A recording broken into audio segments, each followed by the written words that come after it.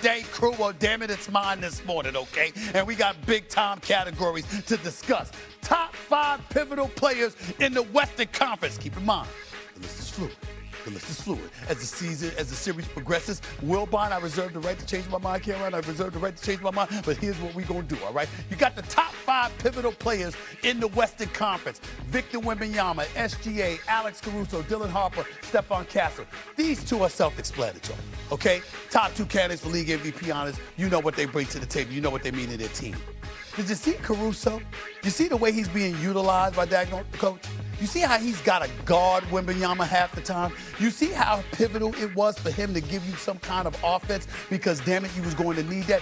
He's a two-way player showing you defense is his signature, make no mistake about it, but he draws the tough assignments. He takes some of the pressure in most situations off of the Isaiah Hartensteins and, of course, the Chet Holmgrens of the world. He is key. Lou Dort is usually that dude, that linebacker playing defense on a basketball court that's guarding some of the opposing guards. Caruso, there's no limitations. It's a guard, it's a forward, it's a center. It don't matter. You can put him on there. He's too versatile, too important.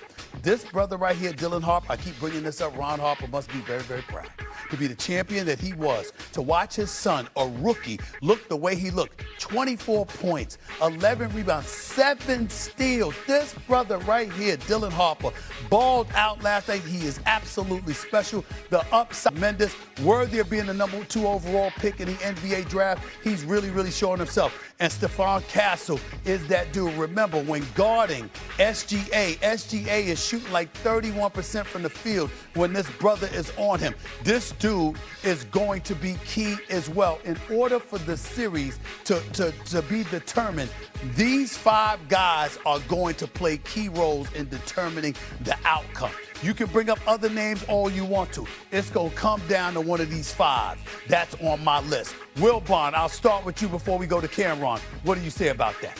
All right. Obviously, the top of the list is mandatory, the first 2. And Caruso, yes, because they ask him to do so much defensively.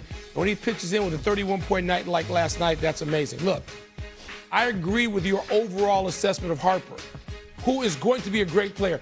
I think when the season started out, people thought, oh, one of these young guards may have to go. And Castle's so good. I had Castle All-NBA this year. You look at it and you say, well, Harper may get left. No. Harper is as valuable as you say he is. But, Stephen A., Harper's got to slide off that list, and Chet has to be on the list. Oklahoma City has no chance without Chet making major contribution. We talked about what he has to do defensively. We saw that one block shot. He and Hartenstein can't go 3 for 8 in all those minutes played. But Chet cannot play 40 minutes and have 8 points and 8 rebounds with 2 threes. No. Chet Holmgren might even be the number 3 person on that list above Alex Caruso if OKC is to have any chance of defending this championship. So I should have put Holmgren here and slid down. Yeah, I think so. Excuse me, can I add one? Can I add one? Yeah, guys, Shay, sorry.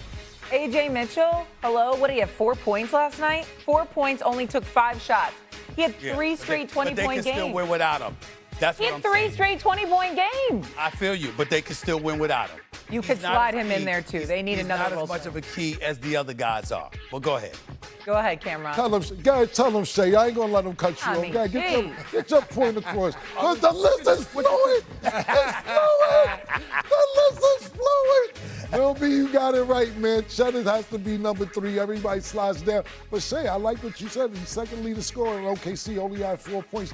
He needs to be a difference maker as well. I'm not going to let them brush you off like that. Great. You know what? I'm not going to brush him off. I think Wilbon was right. Y'all are all right about Holmgren being up in here. Maybe he was so anemic in game 1, I just forgot about him. That's my excuse. I had selective amnesia for a moment right there. Chet Holmgren should be 3. Alex should be 4. But I'm still going to say Dylan Harper because we didn't expect this kind of performance. The way that he looked right now. Great. And with De'Aaron Fox with the ankle injury, guess what? You might not force De'Aaron Fox to come back earlier than necessary because of the way Dylan Harper looked. He looks like that. You're going to sit up there and look and just say, hey, what the hell with it? Sit down, rest. We got this covered. Let's go to the Eastern Conference, please, right now. Let's switch this list right here. Here's what you got right now. Donovan Mitchell, Jalen Brunson. top two players for their respective teams.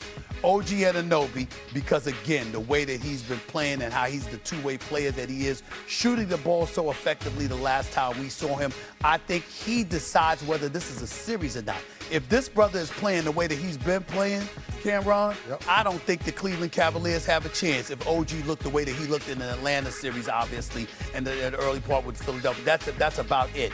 Evan Mobley is a key because if you get production from a big in Cleveland, that's going to cause problems for the New York Knicks. You're going to sit up there, you're neutralizing Cat to some degree. You don't know what that's going to require out of Mitchell Robinson. You never know what kind of effect that can have on it. And again, Mikal Bridges. I know y'all about Karl Anthony Towns, and I know he's key, but I'm just looking at him as the playmaker that he is. I'm saying if these guys don't convert for him, that makes life exponentially more difficult. That's why I look at OG and I look at Mikal and I say, this is what will determine whether or not it's even a series if these two brothers don't show up. That's why I went with that list, Wilbon. You say what? I say I agree. I hate to agree with you this thoroughly. Write down that list, 1, 2, 3, and 4.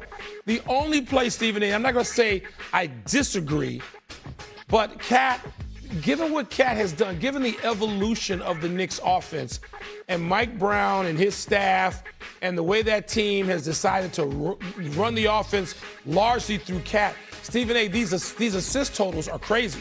A couple of 10 assist games, another 7 assist game in 27 minutes, and let's face it, I mean, Cat has got to stay out of foul trouble. We talk about that all the time. Yeah. So I'm going to go with Karl Anthony Towns in that 5th position. I hear you about Bridges. But if I had to pick a Knicks player that I had to ride with, that I thought was going to be essential in this series starting in game 1, it's going to be Karl Anthony Towns. Because if you've got him and Jalen Brunson rolling together, and you got Anunoby being able to defensively play through whatever's going on with those hammies, I think the Knicks are going to be fine. But Cat is essential to that equation. I think this list is great. I wish you could put a slash, because I think it's some people's time. I agree with Wilby when you have Evan Mobley, but I think it's a tie with Cat. And lastly, with Mikal Bridges, I think it's a tie with James Harden as well. You're almost ready to take away James Harden Hall of Fame credentials. A couple weeks ago. That's what he said. I said he's been performing in game 6s and 7s. Yeah. But he did show up. I mean, he was a plus in the game 7. Wasn't that offensively, but he did other things right. We're going to need a couple vintage James Harden games.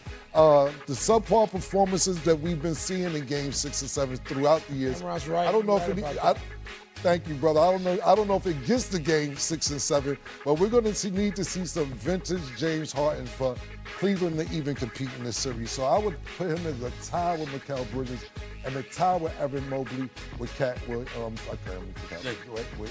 Anthony Towns. Pardon me. Yeah. Shay, did you want to come in and you want to get in on this? Oh, well, thank you. What were your thoughts, Shay? I actually agree with this list. I like this list. I mean, you pick basically every player. There's only 2 teams playing here. I would add Karl Anthony Towns because I think that he is going to be a factor, especially since they've had 9 days off to maybe practice a little more with him facilitating the basketball. So I would have had him to this list. Let's give grades. Cameron, what do you give his grades? Grade his list. Go ahead. It's A- today. I'm going to give him A-, man, because, listen, the real teacher is Wemby. I'm probably saying that. Wilby, you need to grade it. You're the OG here. You tell me what grade you're giving Stephen A. The man calls you Wilby instead of Wemby, so you know what that means. No, first of all, iconic figure. That's what listen, gives you that kind of love. No, listen, I am tuned in. You and Tony for years, since 2003, since it started. You don't even know the historian I am on you guys' show. You know what I love Wilby? He keeps it a buck. He said, when they talk about baseball, he says, I wish a pitcher would hit me. I'll run up to the man.